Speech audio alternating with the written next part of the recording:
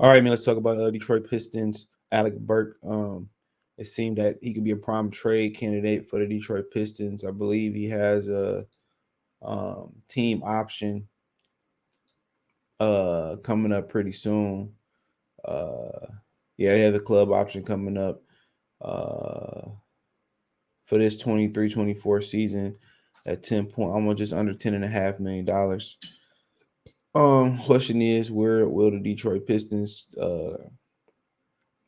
keep him, or they exercise that club option and move and trade him? Let's talk about it. Check out the Detroit Piston Talk playlist. Thumbs up the video, share the video, subscribe to the channel. Next subscribe button is the bell icon button. Hit all notifications, increase your chance to get notifications. We go live or drop a video, and at the end of the day, they can hold on to them and see what they do this season. Um, yeah, they can hold on to them and see what they do this season. At the trade deadline, they can pick up the club option. The deadline is in 10 days. Don't forget the draft is Thursday. That would be the 22nd. So they got 10 days. I mean, they got 10 days to pick up the club option, which I feel like they will. Then they'll trade them, or they choose to keep them. Um, I believe that I like him and Bojanovic off the bench a lot. Um, his ability to shoot it, his ability to handle the ball, facilitate, kind of run the offense in his own way. Solid free throw shooter, solid defender. You know, only played 51 games this year, but when he started with Jaden Ivey, he looked pretty good. They looked pretty good together. Starting in the backcourt, shooting, him and Bojanovic give you a huge shooting boost off the bench. He's not the worst defender in the world neither. So, in my opinion, you always can use guys like that. Two veteran guys off the bench can step in and start at any given point.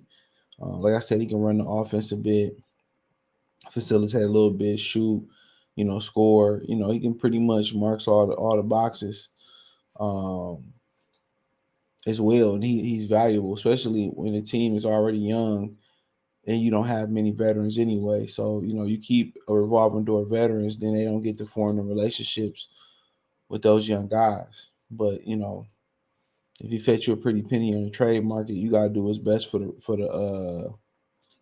you gotta do what's best for the team. But they gotta establish some permanent, vets that's gonna be on this team though. That's the thing about it. So guys are gonna be around for a few years to help these young guys build. That's what you're looking for. That's what you're looking for. Some guys is gonna you know, it's gonna help them build camaraderie, show these guys how to be professionals.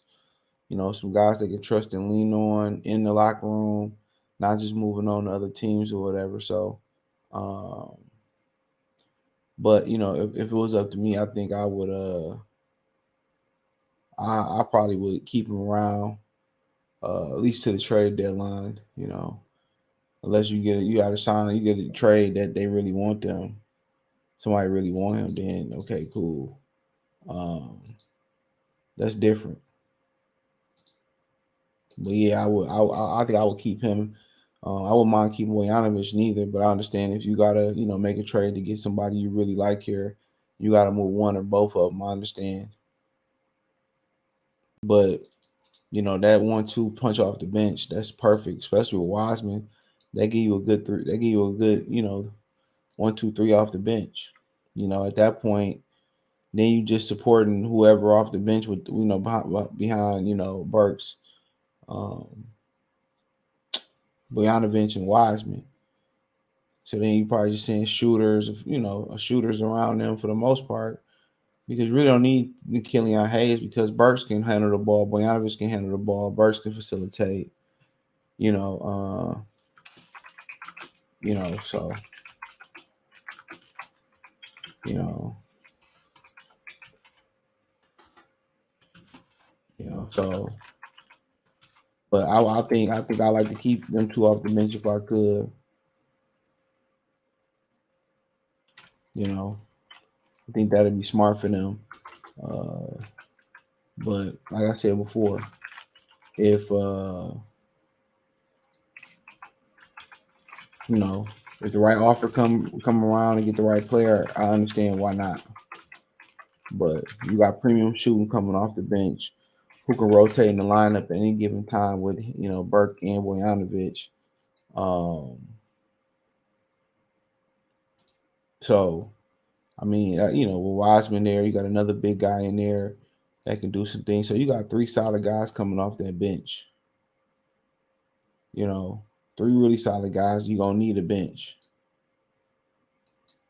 You know, and then you can fill it out with a couple more other guys around them that you can depend on and lean on in times of need. So, like I said before, that's why I kind of in favor of them trading that fifth pick. They don't necessarily have to come in and start right away, but you getting a good depth, potential depth for guys to be able to come in and do what they got to do. So, you know, and then at this point, you're not really expecting Bojanovic and Burke to play 40 minutes a game. But if you need them down the stretch of big ball games, or you need them, temporarily in the start lineup, that they can step in and, they can make that happen. So that's the beauty of it. They can step in and give you that veteran presence. You know, so to me, it's important, for them to have some veterans that's not going to be around for 1 year. They could be around and help these guys, year in and year out and get familiar with them, and not just be a phone call away, but be a couple, scoots down, a couple scoots down in the locker room away.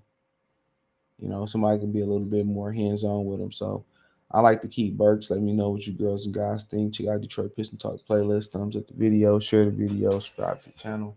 Make subscribe button is the bell icon button. Hit all notifications. Increase your chance, get notifications. We go live or drop video. Financially, want to support the channel. Cash App $ CJ Good 313. Venmo CJ Good 313. PayPal link in the description. Hit the link tree. Find me on Twitter, Instagram, Spotify, Anchor, Cash App, Venmo, PayPal, Apple Podcasts, Google Podcasts, the whole nine. Peace.